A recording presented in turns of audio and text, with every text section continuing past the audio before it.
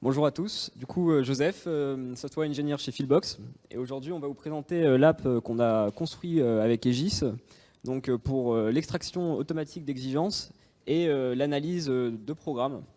Donc on va commencer en... Alors on va faire une brève introduction de l'entreprise ainsi que d'Aegis. Ensuite on va vous présenter concrètement c'est quoi le use case, la problématique métier, donc l'analyse des cahiers des charges, et pourquoi Aegis avait donc ce besoin de créer une application ainsi que l'IA qui va avec. On va vous présenter l'application qui a été construite, le premier modèle d'IA qu'on a utilisé pour la prédiction d'exigence, et ensuite comment on est venu retravailler notre vision de ce modèle pour l'approche LLM, et enfin une petite conclusion. Donc Fieldbox, c'est une entreprise numérique qui propose la conception, le développement et le déploiement de solutions data IA pour des entreprises industrielles. On travaille notamment avec des entreprises du secteur de l'énergie, mais aussi du transport ou de la construction par exemple, avec des solutions actuellement déployées sur 5 continents. On aime bien revenir tous les ans chez Data Aquitaine pour présenter les différents projets qu'on a pu faire. Et on est très content cette année parce qu'on a pu présenter 2 projets. Et donc je vais passer la main à Axel, à Thomas. En effet, Thomas Lesage, donc je pilote le département qui développe les produits en interne d'Aegis, tout particulièrement appliqué aux infrastructures bâtimentaires et tout ce qui est attrait à la ville durable. Donc Aegis, en effet, c'est un grand groupe qui aujourd'hui se partage entre l'ingénierie dans l'infrastructure et de l'exploitation. On va de l'AMO jusqu'à justement exploiter ces ouvrages et garantir notamment les performances, et c'est fait partie des sujets d'aujourd'hui qu'on peut mettre en place dans nos différents calculs. On est dans le rail, dans la route, dans le bâtiment et dans tout type d'ouvrage, que ce soit aéroportuaire, portuaire, le fleuve, le traitement de l'eau, l'environnement au sens large. On est quand même 18 000 collaborateurs qui se partagent entre 75% sur l'ingénierie, donc ça reste quand même la plus grosse part de notre chiffre d'affaires à travers le monde entier, et 25% dans tout ce qui est exploitation. La problématique à laquelle on a voulu répondre finalement à travers le produit qu'on va pouvoir vous présenter aujourd'hui est assez simple, c'est que le monde de la construction est encore au début de sa transformation numérique. Et dans ce sens, on a très peu de données qui sont accessibles pour amener cette transformation, qu'elle soit métier, qu'elle soit humaine ou quoi que ce soit.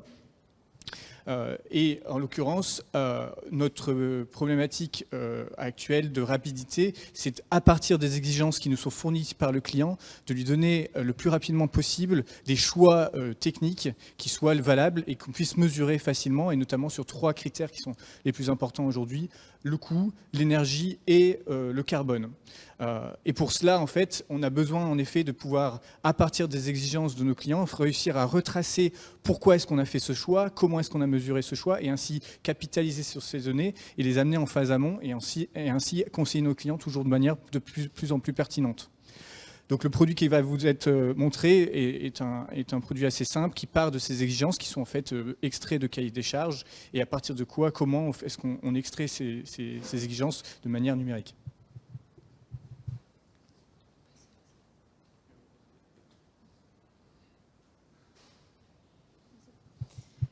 Donc bonjour à tous, moi c'est Axel, donc je suis designer dans l'équipe de Thomas et product manager sur ce sujet.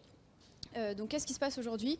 En réalité, nos métiers perdent énormément de temps lors de l'analyse de ces cahiers des charges et de l'extraction de toutes les informations et les synthèses qui sont à faire derrière, ce qui provoque aussi parfois des manques de qualité dans la lecture. On peut parfois louper des exigences, ou bien ça peut être redondant selon les équipes. On a aussi des méthodologies qui sont très diversifiées selon les équipes métiers en fonction des parties prenantes. Donc on va avoir nos chefs de projet, nos ingénieurs, nos spécialistes métiers qui ont tous des méthodologies différentes, ce qui fait aussi perdre du temps lors de l'analyse de ces cahiers des charges, et puis ensuite de la restitution de ces synthèses, de l'extraction de toutes les informations qui sont nécessaires à l'origine, au début du projet, et puis ensuite tout le long du projet. Et puis on a un dernier point aussi qui est important et qui est problématique, c'est la centralisation et la gestion documentaire qui parfois est en doublon, voire en dizaines d'exemplaires selon les équipes, encore une fois dû au manque de méthodologie commune et de standardisation. Donc pour ça, on a voulu développer un outil qui s'appelle aujourd'hui eTag, dans le but de vraiment mettre en avant et en place une collaboration entre les différentes parties prenantes au sein des équipes pour favoriser l'échange de ces sujets, favoriser aussi toute l'analyse qui va être faite, l'améliorer, centraliser au maximum toutes les informations pour qu'elles soient à un seul endroit, disponible et accessible pour l'ensemble des équipes et des parties prenantes en fonction des différents projets sur lesquels on va travailler. Mettre en avant aussi la qualité de l'analyse. Donc ça, c'est vraiment quelque chose qui va être important du démarrage jusqu'à la fin du projet pour qu'on puisse analyser les demandes clients, les exigences, les extraire et puis derrière respecter tout au long du processus et pouvoir les suivre. Et puis une dernière partie qui est sur l'aspect commentaire. Donc ça, c'est vraiment quelque chose qui va rentrer aussi dans la collaboration et l'échange au sein des équipes pour que vraiment toutes les parties prenantes puissent échanger de manière fructueuse et intéressante.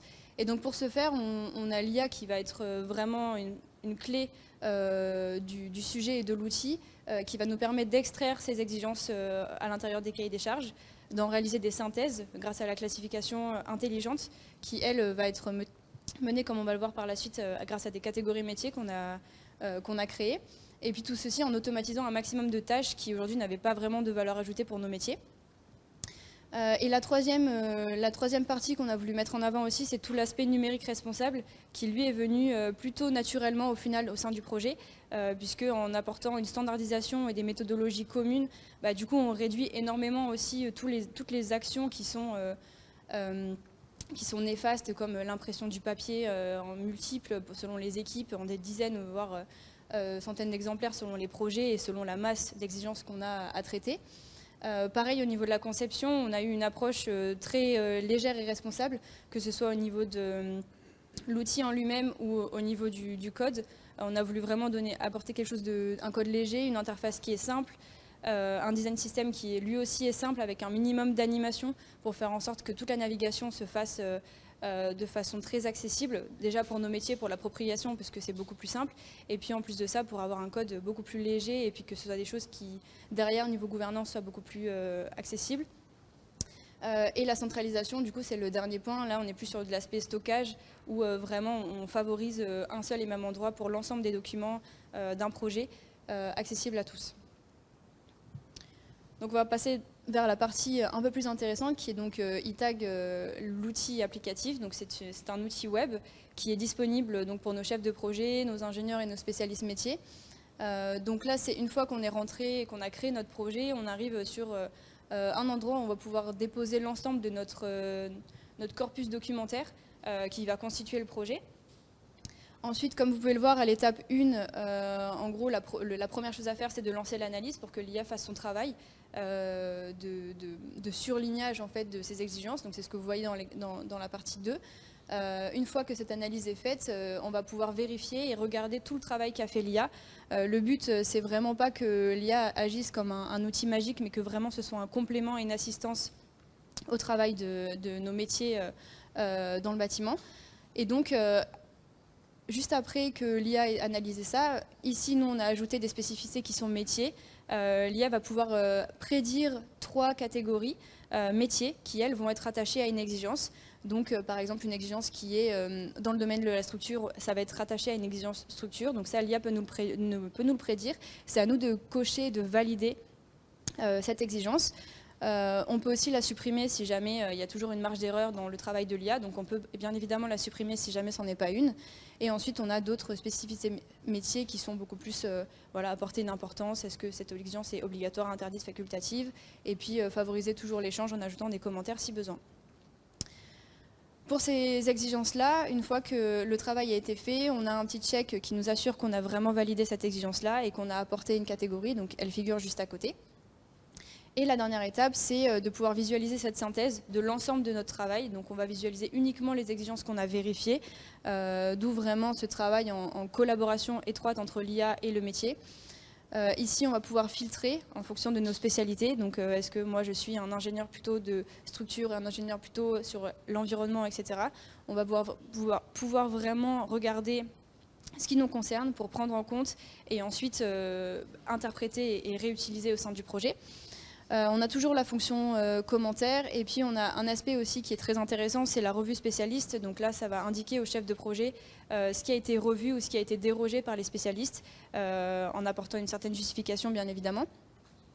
Et la dernière étape, c'est aussi du coup forcément l'export puisque le travail autour des exigences ne s'arrête pas là.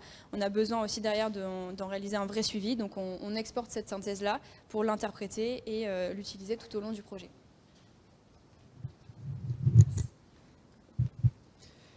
Donc maintenant, je vais pouvoir vous présenter le modèle d'IA qui a été réalisé pour l'application eTag.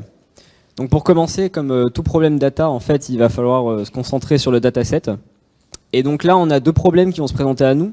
C'est que, en fait, le modèle va vouloir prédire à partir d'un document, donc un cahier des charges, les différentes phrases qui sont pertinentes pour les experts métiers.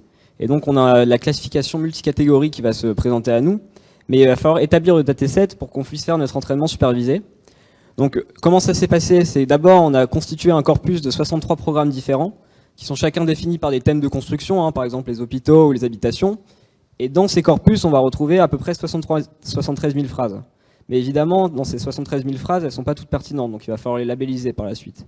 Mais aussi, le deuxième problème qui s'est présenté, c'est on a notre X, ça va être le document, mais aussi il faut définir le Y, les classes qu'on va vouloir prédire à partir de ces documents. Et donc là, on a dû s'appuyer sur les experts métiers, en fait, pour standardiser les catégories qui vont être prédites, parce que c'est ces catégories-là avec lesquelles elles vont devoir travailler ces experts métiers par la suite. Et en fait, on s'est rendu compte que, par exemple, différents experts métiers avaient différentes nomenclatures pour des catégories qui étaient similaires. Et au début, on avait plus d'une trentaine de catégories. Il a fallu affiner et retravailler ces catégories pour arriver jusqu'à 22 catégories. En fait, en réalité, c'est 21, mais il y a une catégorie qui va être la plus importante, ça va être la catégorie non pertinente. Donc toutes les phrases dans un document en fait, qu'on n'a pas envie de garder, qui ne vont pas correspondre à une exigence. Et donc ces catégories, vous pouvez les voir là à droite. On a par exemple une surcatégorie qui va être l'environnement, qui va comprendre l'éco-conception, la qualité environnementale et la gestion de l'eau. Et donc ces catégories-là, on va les définir à partir d'un vocabulaire qui est fourni par des experts métiers, qui vont nous permettre d'associer différents mots à cette catégorie. Ensuite, dans toujours l'étape de collecte des données, on a notre dataset de corpus qui sont des cahiers des charges, mais il va falloir les annoter. Et donc pour l'annotation, il faut s'appuyer sur des experts métiers, des chefs de projet, des ingénieurs. Donc ce qu'on a proposé, c'est comme pour chaque catégorie, on avait un vocabulaire qui était associé. Pour chaque phrase dans les documents, en fait, on pouvait faire un majority count et trouver la catégorie qui correspondait, en comptant le nombre de mots qui correspondaient à cette catégorie dans chaque phrase, la catégorie la plus probable avec une heuristique simple. Et ça nous a été très utile en fait parce que lors de l'annotation ensuite de ces suggestions par des experts métiers, ils n'étaient pas obligés de prendre une catégorie, de partir d'une feuille blanche, mais plutôt de regarder la catégorie, soit la valider si elle convient, ou alors, si elle ne convient pas, de changer la catégorie lors de l'annotation. Et donc, ça nous a permis d'avoir des performances tout à fait acceptables au moment de la préannotation avec une catégorie surcatégorie comme technique avec 91% de précision pour cette annotation. Et à la fin, on s'est retrouvé donc avec une bonne réduction en taille de dataset. On est passé de 70 000 phrases à 4 500 phrases à noter. Et en plus, comme on fait de la classification multicatégorie avec beaucoup de catégories, on remarque déjà un premier problème qui va être le déséquilibre dans les datasets, avec certaines classes qui ont seulement 100 phrases à noter, tandis que d'autres en ont 360. Ensuite, je vais vous présenter comment on a fait cette approche de classification. Donc on s'est, en fait, c'était avant l'ère des LLM, donc on a fait vraiment la chaîne de NLP classique. Donc la première étape, ça a été d'extraire le texte. Je ne sais pas si vous avez déjà travaillé avec des PDF, mais c'est très compliqué, parce que c'est un format qui est fait pour l'impression. Donc on ne va pas avoir la notion de phrase, de paragraphe, de table des matières, etc. Il faut tout reconstruire à la main et reconstruire les phrases en les extrayant du document. Donc pour ça, on s'est appuyé sur une libre qui s'appelle PDF Miner, qui nous était très utile. Et ensuite, l'objectif final, en fait, ça va être de représenter chaque phrase dans un espace de plongement, dans des embeddings, sur lesquels ensuite, une fois que chaque phrase est vectorisée, on va pouvoir faire un algorithme de classification. Et ce qu'on cherche dans cet espace de plongement, c'est de garder une similarité sémantique, en fait. Si vous êtes familier, l'idée, ça va être, à partir d'une certaine mesure de distance, de préserver la distance entre les différentes phrases. Donc on veut que certaines phrases de la même catégorie soient proches, tandis que les phrases de catégories distinctes soient éloignées en prenant cette métrique. Et donc pour ce faire, on a plusieurs étapes de pré-traitement qui vont permettre d'éliminer le bruit de chaque phrase pour se concentrer sur les mots essentiels et ne pas bruiter notre espace de plongement. Et donc pour la génération des plongements, on a utilisé la librairie Fasttext qui était disponible à ce moment-là parce qu'on n'avait pas beaucoup d'options en fait d'algorithmes de plongement qui étaient adaptés à la langue française. Et Fasttext était la plus adaptée. Ensuite, une fois qu'on a pu représenter chaque phrase dans cet espace de plongement, on peut utiliser un algorithme de classification. Alors dans ce cas-ci, on a utilisé XGBoost parce que ça convient bien pour des problèmes de classification sur des données structurées. Et la première approche où on a essayé de faire du clustering dans cet espace de plongement ne fonctionnait pas et n'était pas convaincante. Et en fait, on peut voir ici qu'on a eu donc pour la métrique top 1 une précision moyenne de 50%, qui n'était pas forcément satisfaisante ni convaincante. Et en changeant l'approche, comme vous l'avez pu le voir dans la présentation de l'application métier, en passant à une métrique top 3, donc en étant plus dans la suggestion de catégories qui pouvaient être pertinentes, on obtient une précision moyenne de 77%, ce qui est beaucoup plus acceptable. Et en fait, si vous regardez bien, on retrouve un peu ce déséquilibre des classes dans la performance pour chaque catégorie. Alors, enfin, pour vous présenter brièvement l'application métier, on s'est appuyé sur les technologies qu'on aime bien chez Fillbox. Donc on utilise Django pour le back-end, et en fait, ça va permettre de faire une API devant une base de données relationnelle. Et c'est là où c'est très intéressant, parce qu'en ayant cette base de données relationnelle, on modélise le parcours de travail en fait, des experts métiers et des ingénieurs, et on structure la donnée. Donc on commence à amasser de la donnée sur un cas d'usage où jusqu'alors il n'y en avait pas. Pour le front-end, on a utilisé React, le tout dans Docker, et ensuite on utilise Airflow comme orchestrateur et Kedro pour les pipelines. Et ça nous permet en fait de faire les prédictions qui sont quand même assez intensives en compute, sans ralentir l'application qui va servir l'application web, parce qu'on utilise des ressources qui sont différentes.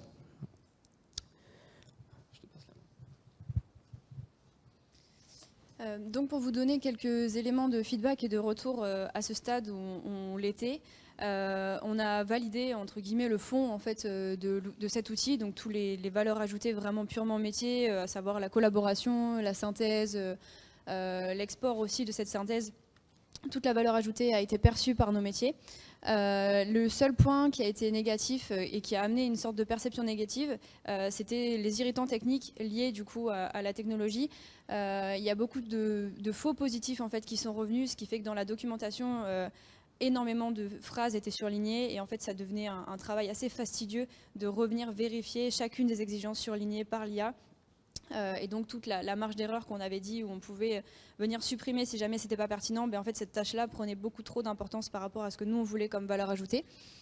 Et la deuxième chose, c'est que y a certains éléments qui sont essentiels nous dans les cahiers des charges et qui n'étaient pas pris en compte, à savoir les schémas, les images, ce genre de choses. Et donc ça venait aussi former un vrai irritant quant à la valeur ajoutée perçue.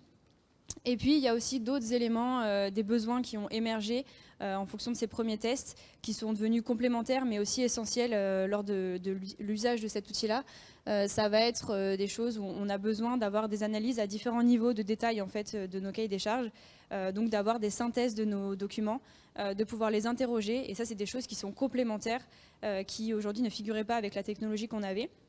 Et donc c'est en ces sens-là et dans ces points-là qu'on a décidé, par l'opportunité aussi interne côté Aegis, de passer au LLM.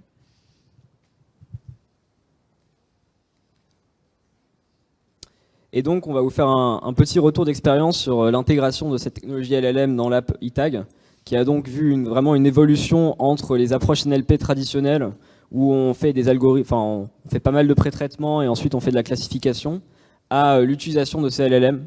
Et donc, les retours principaux qu'on a vraiment remarqués et qu'on a ressentis, c'était qu'on a une accélération en fait, du cycle de développement.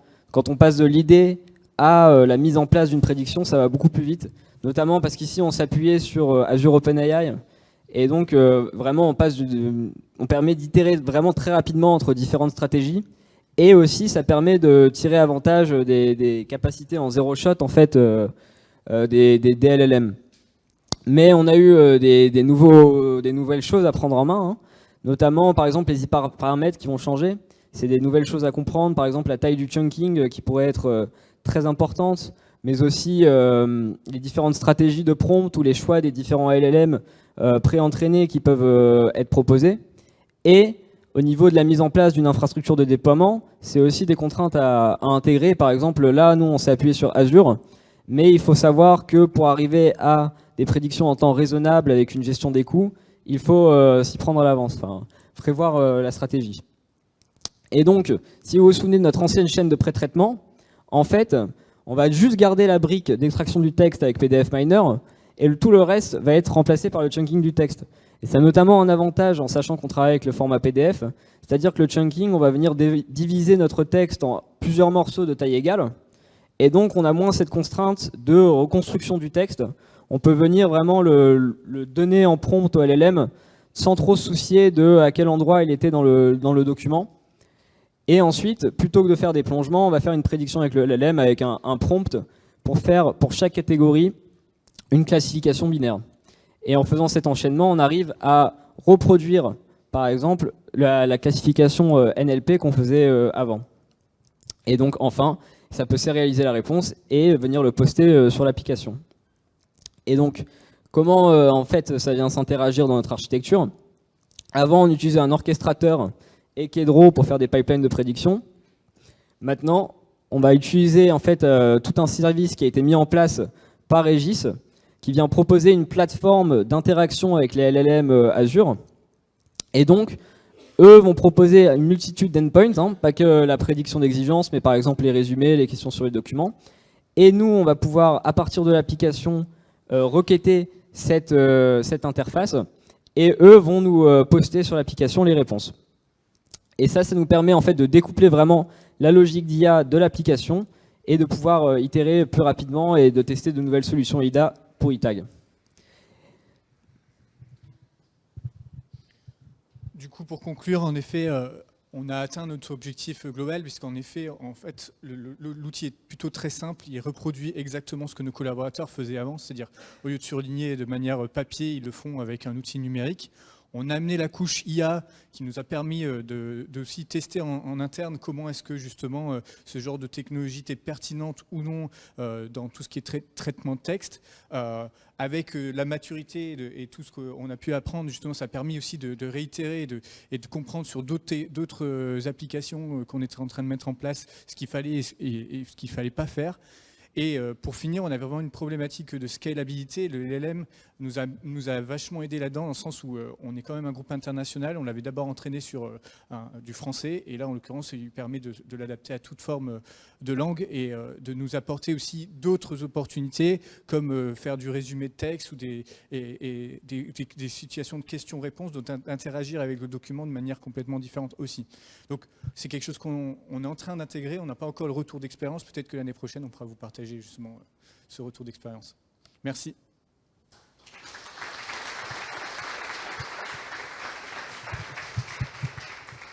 Est-ce qu'il y a des questions à la salle? Je vais partir du fond parce que... Oui, merci. J'ai deux questions. La première, c'est le passage vers LLM, la performance. Est-ce que ça a changé et dans quel sens? Et deuxième question, c'est le coût. En fait, jusqu'à là, vous avez un orchestrateur, il va peut-être un coût d'ingénieur, d'infra. Maintenant, vous pouvez passer sur Azure. Donc, est-ce que changement de coût? Et c'est une autre question. Et si c'était les données confidentielles, comment vous allez vous prendre?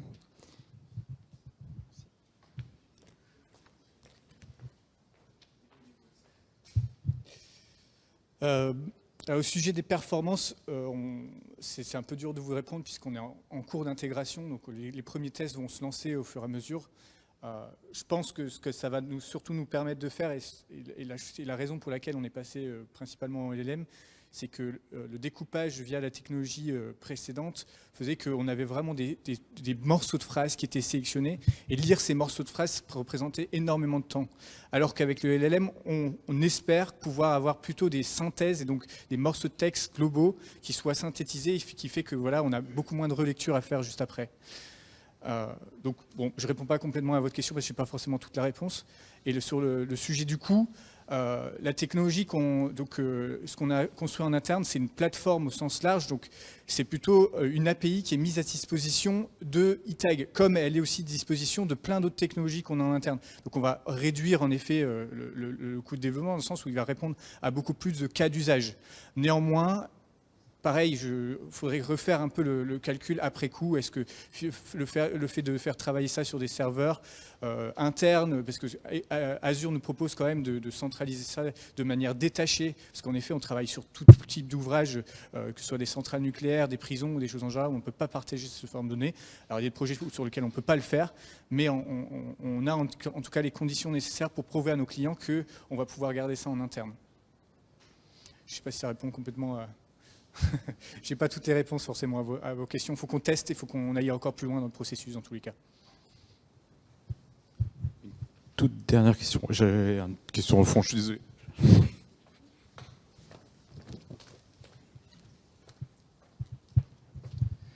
Bonjour, merci pour la présentation. Vous avez travaillé sur des références d'exigence du bâtiment. Est-ce que ça peut éventuellement se transposer sur d'autres systèmes d'exigence beaucoup plus normalisés, type ESA ou autre, dans le domaine du spatial, dans le domaine militaire, dans le domaine, etc. Et deuxième question, comment vous vous positionnez par rapport à l'IA Act ?